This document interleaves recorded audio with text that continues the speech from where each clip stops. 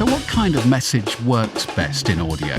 You're just about to find out in Get the Message, Episode 3 of Tripod, an essential guide to audio advertising from specialist audio agency Trisonic. I'm Matt Hopper, its co-founder and creative director, and my guests are Debbie Dillon, creative head at BBC Creative, and creative consultant Kieran Murphy.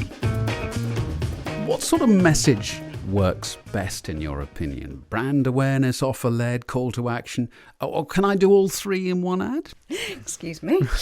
Don't you dare.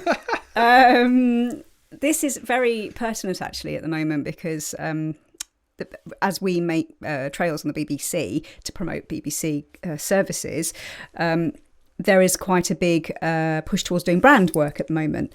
And historically, we've been very much call to action, watch this programme on this platform at this time.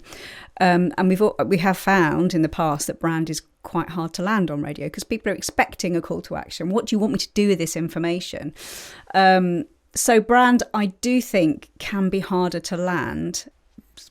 I kind of agree and I kind of disagree because I think with your really big brands like your McDonald's, for instance, they are kind of always on and they'll always be supplementing what's on television with what they're doing on radio. And I think they maybe playing off one another, they are able to land that brand message a bit more.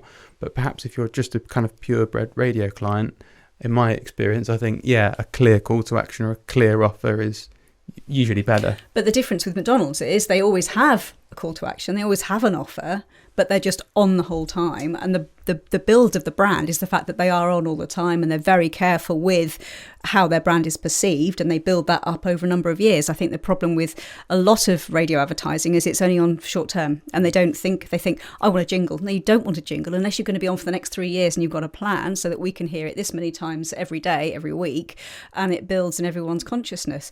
Well, our advice to clients is minimum 4 weeks. If they're new to radio, minimum 4 weeks, because am I right in thinking that it takes an average of 2.5 times of hearing an ad to actually start thinking about reacting to it?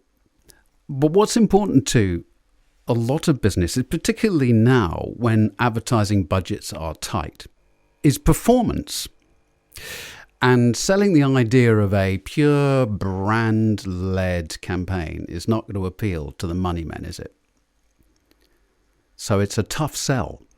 It is a tough sell because, yes, you're right. If the bean counters aren't seeing a return, they're not seeing people buy the product or turn up at their shop or whatever it is you're asking them to do, it's very hard, which is why generally in times of hardship, media budgets are the things that get sliced the first because you can't see a return on investment immediately. Therefore, we're going to cut it. And I understand why, but you need a long period of time to build that up. Stand by for our next episode. Have we got your attention about creative standout and audio branding? To make sure you don't miss that or future episodes, just follow or subscribe to the show. And it'd be great if you could rate and review us too. For more about audio advertising, just visit trisonic.co.uk.